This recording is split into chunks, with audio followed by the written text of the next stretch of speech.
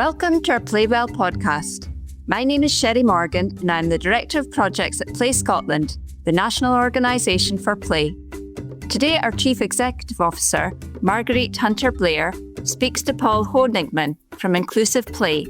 Paul is passionate about widening access to play through expanding the provision of welcoming, accessible and inclusive outdoor play spaces. I hope you enjoy their conversation. Welcome to the Play Scotland Playwell podcast series. Today, I'm absolutely delighted to be speaking to Paul Hoenigmann from Inclusive Play. Paul is the Managing Director of Inclusive Play. So welcome, Paul, today. Thank you for having me. I suppose the obvious thing to start is to ask how you came to be involved in play in the first place. Yeah, I initially got involved with Jupiter Play. My brother, Michael, was involved in the setup of that company. I think that's been around for about 30 years now. And I came back, I'd been spending time out in Australia and New Zealand working out there in business development roles and came back and wanted to be based in Edinburgh. And as I bought into the business at that time with Michael and we ran the business and we had Inclusive Play as a small subsidiary.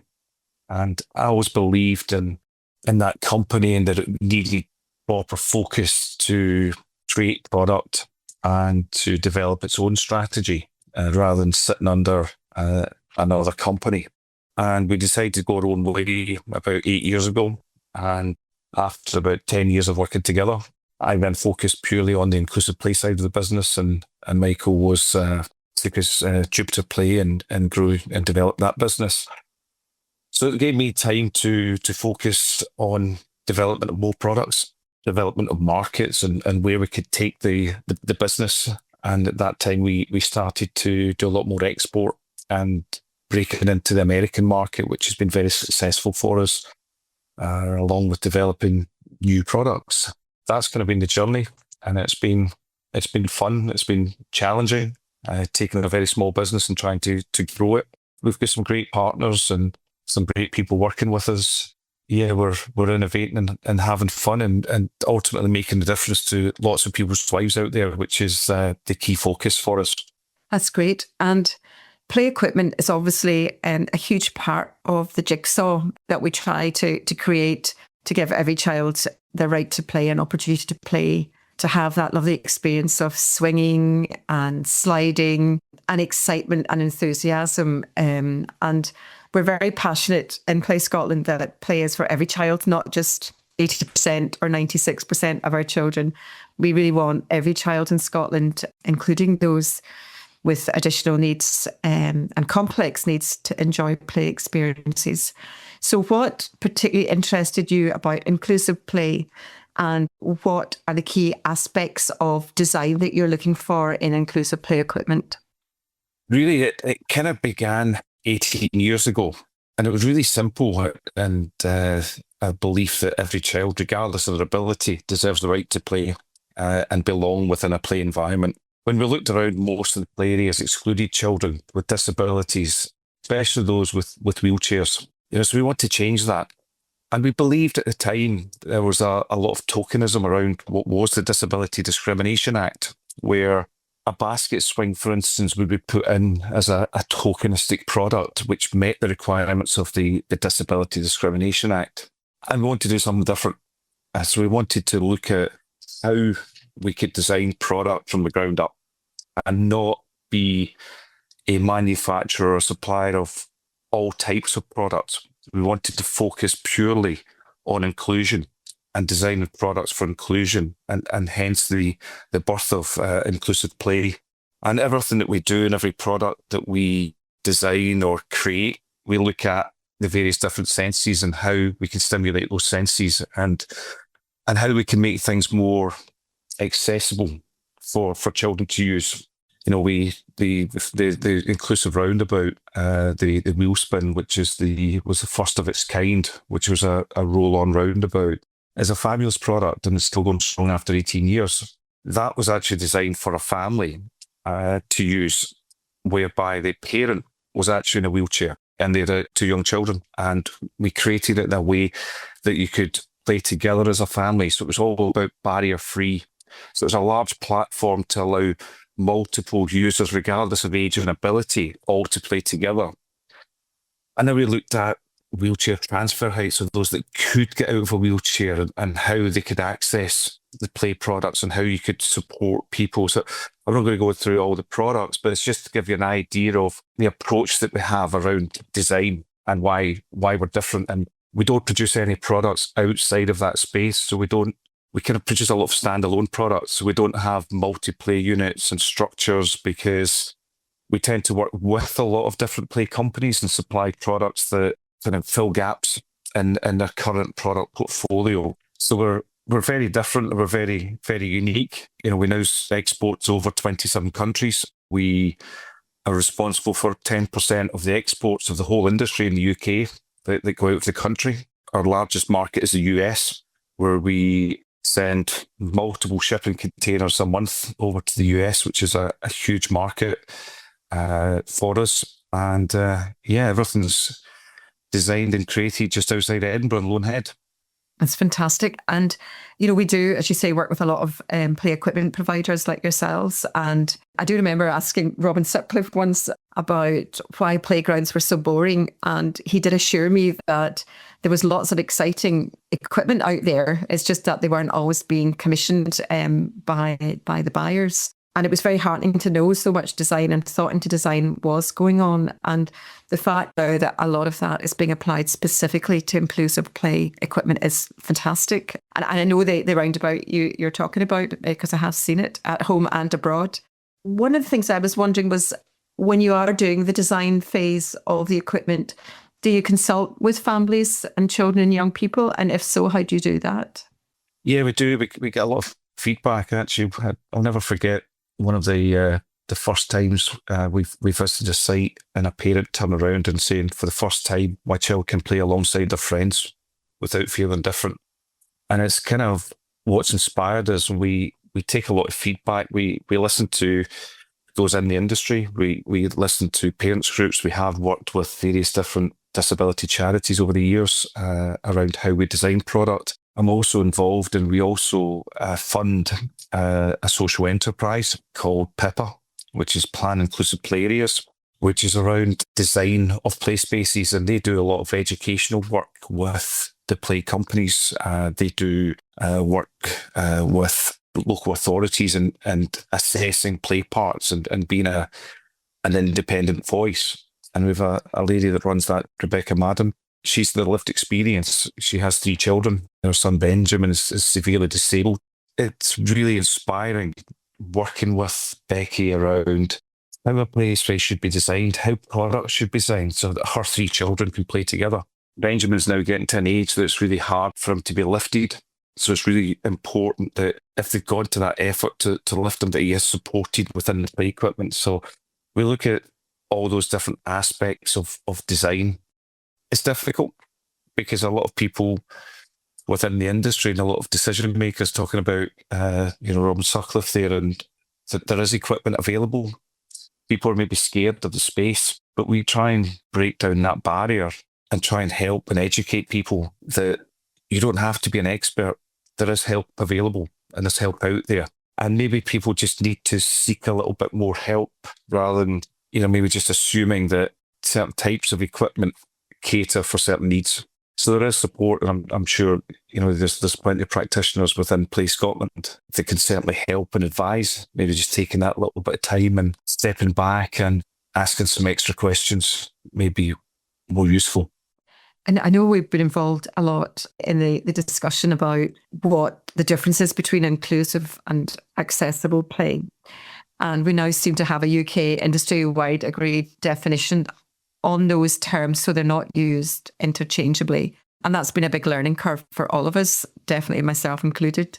I think the conclusion that we reached was very much that to be truly inclusive requires infrastructure. And you've talked there about lifting, and we've talked about, need changing spaces, car parking, hard paths, the design, the landscape design is very important too. So the equipment is one part of it, and quite often it's the reason that parents bring their children to the park.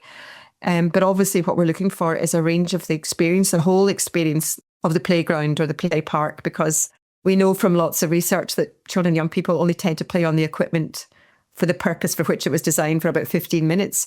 But they can be in the park for hours, particularly if there's enough seating and things for families to relax and enjoy the space as well. Are there other aspects of the play park that you're interested in? You talked there about sensory experiences as well. So you're obviously trying to create a number of experiences, not just one. And I think that was our problem in the past. There might have been one swing, that was locked up and at the other end of the park, because actually it was very heavy and quite dangerous, and couldn't be played on for any other purpose. But maybe if you talk a bit about what other offers that you try and produce in the park experience. Okay, so I suppose we look at sort of 5 key areas of just what you're talking about there, the experience for families going to a play park, particularly if they have a child with a disability. It's like a military operation at times, because there's so many different factors that we have to consider, and things like changing places toilets are vital, car parking spaces which are close, or transport networks which are close. So we sort of look at this at 5 key areas of plan to go. Basically, how do people get there? Engage in the senses when they're at the play space. Plan to engage, so around how the play parks are communicating, how people actually know where to take their children. Plan to access, so looking at the pathways and the flow of the play space, and plan to kind of rest and recharge, because that's vitally important as well, around what facilities are at the park. And the one thing I haven't mentioned is play equipment, because actually the whole design is play equipment is just one part of it. And we like to think with some of the equipment that we have, we fill those gaps, which is fine. But for us to have a truly inclusive, accessible play area, it needs to cover all those aspects. From an equipment point of view, when we design products, we look at the sort of 6 senses around sound, sight, touch. Smell we've not mastered yet.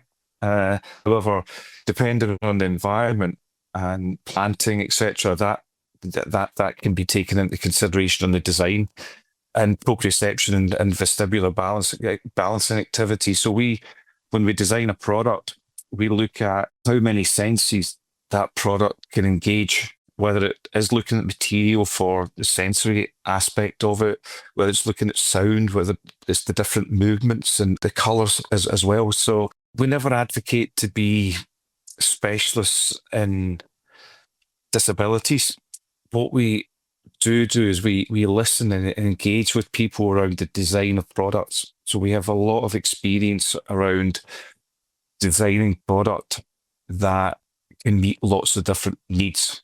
We would never profess to be experts, but we will give some advice, and we can always engage where possible. But there are greater experts out there than we are. That's for sure. And Paul, what would your own favourite play memory be when you were growing up? I used to spend a lot of time with my grandparents, and they lived in a high-rise flat in Glasgow. And at the bottom of the flats was a kind of play park, and it was the Spider's Web, the old famous Spider's Web, which is, pretty lethal at times, but we loved that. And no soft surface under it, just tarmac. So when you came off it, you knew you wanted to hang on with all your might. But I would say the spinning sensation of the Spider's Web, and how, with my brother and my older sister and friends and cousins and stuff, that you get so many kids onto that product played together, which played together for me is why we do this and why we create inclusive products, because there's nothing better when you're a child and, nobody wants to be isolated, nobody wants to be on their own. And so to create products that multiple people can use. And actually one thing that you did mention, you might not have mentioned it by name, but I think the product you were alluding to was a wheelchair swing, where they tend to be locked up. A wheelchair swing is for a wheelchair user. What we're trying to create is an inclusive swing that a wheelchair user can use, and so can others at the same time or at a different time. And that would then become an inclusive product for us. The wheelchair swings that are available in the market are still exclusive. only really for wheelchair users. They would be dangerous if they weren't used by wheelchair users, and usually have to fence them off and again segregate the use of that product. And it kind of goes against everything that our company stands for a little bit. But there is a need, but we have to make things in a safe way. That's vitally important that we do that. One of the key drivers is safety. And then it's around, okay, how can we introduce risk and how can we challenge children with the product? That's the fun bit, how we can achieve safety and also risk. And, this moving towards a kind of benefit risk assessment, and particularly with playground inspectors as well, who are quite rightly out there finding the finger traps and the head traps and making sure they don't exist. It is a balance, but I think introducing people to the concept of play value in the playground space is so important, so that we know when we're managing risk in that situation that we are balancing up the benefits against more serious risks. But it was interesting also what you said there about being social beings. And I know I have a granddaughter at 3.5. And when she would take her to the park, she loves going to the park. And the first thing she looks at in any park she goes to isn't the equipment. She's looking for someone else to play with. And that's very telling. And so I had never noticed it before in my own children, as I think we don't sometimes, but I'm very aware of it with her. She's looking immediately, who can she play with? And she heads straight for the other children, not for the equipment. And I just think it is interesting when we do observe children in the space, what it is that they're looking for. And I think, as you quite rightly expressed, their social connection is so important. But I agree, there is a place for that type of wheelchair swing. I'm glad we've got it, but it can't be the only offer that we provide. And it's lovely to hear about, the suite of offers that you're working on. And I know there's great designers working constantly on overcoming the challenges, and obviously budget constraints on local authorities, who tend to be the main commissioners of the equipment, plays a part. And certainly in Scotland at the moment, we've got the Play Park Renewal Fund still being rolled out, with an emphasis on the last £25 million on inclusive play equipment, which is really welcome. And just inclusion in general, about making sure that, as we talked about, that particularly the last 4%, it should be the first 4% that we all think about, of those with complex needs get a range of play offers. And I have to say, I still have scars from coming off the spider's net that you talked about back in the day onto tarmac. And I do think that although tarmac was a horrible surface, you knew you were going to hurt yourself, so you very rarely came off onto it. I think sometimes we think with the rubber surfacing that we're going to bounce, and certainly when you get to my age, we don't bounce anymore. So there's a lot to be said, I think, for the traditional surfacing that we all grew up with, the grass as well. But that's a whole other podcast, I suspect, talking about surfacing. So on your journey then, what do you think the highlights have been? What do you feel the biggest triumphs you've had so far? And then maybe just finishing with what the biggest challenges still to overcome? I think the biggest triumph for our business is breaking into the US. They tend to be a little bit more ahead of us with certain things around. I was actually born out in the States, so my father still lives out there. So I've been going to the US for a long time. And always the curbs were all so high. It was the first thing you noticed. But that changed, 20 odd years ago. And regardless of where you go now in the US, you can get around with a mobility device. And I would never have believed that, 35, 40 years ago when I was going there, that the change that can happen to society when that focus is there. And now all play spaces within the US, it's federally mandated that they have to be inclusive. So we've a fabulous partner out there in Game Time that we work with. We do a lot of collaboration around design. They work with lots of specialists in this field. So we're fortunate that not only do we supply equipment there, but we also do. In fact, I was just back on Wednesday from an ideation session with their design team around new products and new ideas. And I suppose that would be the highlight, as we work with a really strong partner that gets it and really gets inclusion. And they've helped us with a number of the designs. The biggest challenge we have is we just created a super product for the US, but it doesn't meet the UK or the European standards because of different classifications. So we're having to make some alterations because it's groundbreaking what we've achieved. We have a large dish with spinning bowls inside, so kind of wheelchair transfer height, so kids can get on that, they can get the bowl, they can play together. It's a really inclusive. And the key thing actually at the moment isn't around inclusion, it's about intergenerational play.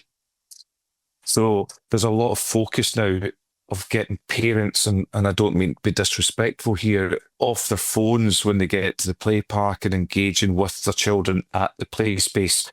So one of the things that we are actually working on is how can we design play for adults? And that's one of the really interesting things that we see happening and changing potentially within the industry is how can we create products within the current guidelines that people are comfortable using and that they can use regardless of their age and ability, because play shouldn't stop at a certain age. Play is kind of the opposite of depression to a certain extent. If you go out there and have fun, you're not going to be down and depressed. So we're trying to think, and I suppose because we only work in this space, we're trying to think just in this space and how we can include not just children, but how we can include adults, how we can do things differently. And I would say that the biggest challenge for us is standards and people's opinions that play is just for children. And it's not, because playing with your parents and playing with your grandparents is vital to your development and your relationships. So yeah, these are some of the interesting ways that I believe that the industry will move in as we go forward. I think that's really healthy. I know that my mum taught us all how to play cards. I think my husband's granny was massive and managed to pay for passage to South Africa playing poker. Yep. So the legend goes anyway. No, it is interesting. And I know we're certainly during COVID, there was a lot of intergenerational play opportunities happened in Scotland and visits to homes. And I know we've spoken to Mike Ragg, who's been doing work with play workers, people with dementia. And so I think this idea of the silos that we put play into are gradually breaking down. And we're really starting to realise the need that we all need to play. And that great George Bernard Shaw quote about, and I'm probably going to get it wrong now, but try and say it, but, we grow old because we stop playing. And I think we're all starting to realise that we do need to be more playful. And I think it's essential because we're living in a very troubled world. We probably have always been. It just feels very real and very close nowadays. So being able to play and enjoy what we have with our children and young people is so important. So biggest challenges, yes, standards. I think for me, I often think it's about play value, trying to get people to understand the value of play, and that in the long term, it will save local authorities lots of money. It will save health services lots of money. The more we invest in play and play opportunities and green and open space and planning for these and active play opportunities. And that it was amazing, the example you gave there about America and reducing the curb height. It is that thing we've all experienced, tokenism or postcodism, where somebody's doing it in one area, but it's not happening across the piece. But it's lovely to see when everybody suddenly gets it, and the change that makes and the benefit it brings to everyone. Going back to Gail's Penalosa, if a city is fit for an 8-year-old and an 80-year-old, it's fit for everyone.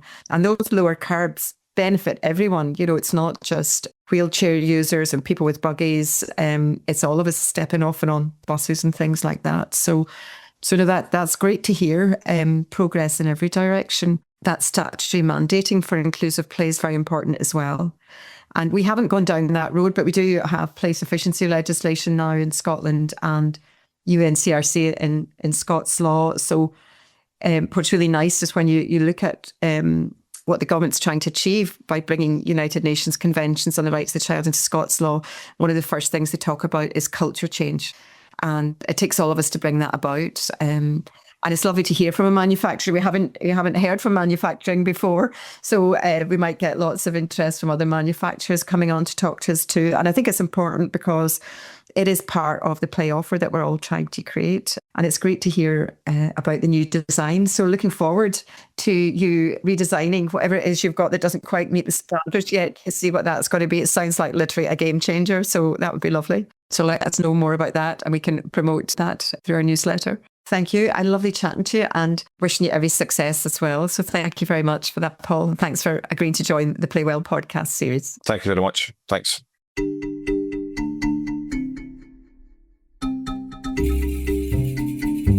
Thank you for joining us on this podcast. Don't forget to subscribe to this podcast on your preferred app. To find out more about Play Scotland, please follow us on Blue Sky and visit our website at playscotland.org.